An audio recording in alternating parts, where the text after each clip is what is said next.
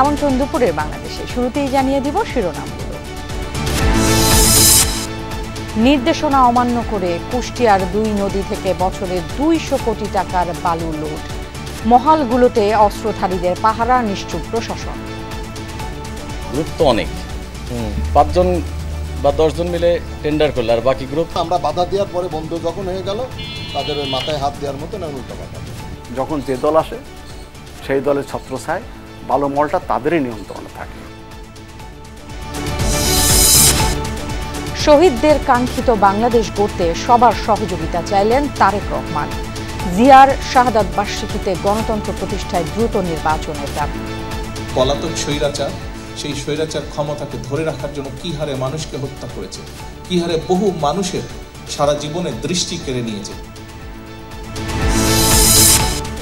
বিজিএমইএর নির্বাচনে লড়ছেন ৭৬ প্রার্থী। বিকাল ৫টা পর্যন্ত চলবে ভোট গ্রহণ।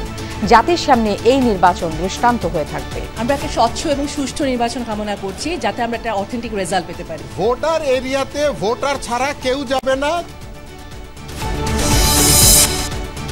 চট্টগ্রামের আনোয়ারায় মাইক্রোবাস অটোরিকশার মুখোমুখি সংঘর্ষ। ঘটনাস্থলে ২ আরোহী নিহত, আহত ২ জন হাসপাতালে চিকিৎসাধীন।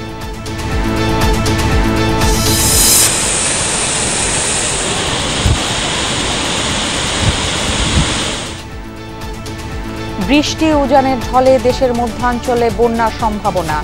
নদী ভাঙনে প্রতি বছর দীর্ঘ হচ্ছে ভূমিহীন ও সর্বশান্ত সংখ্যা।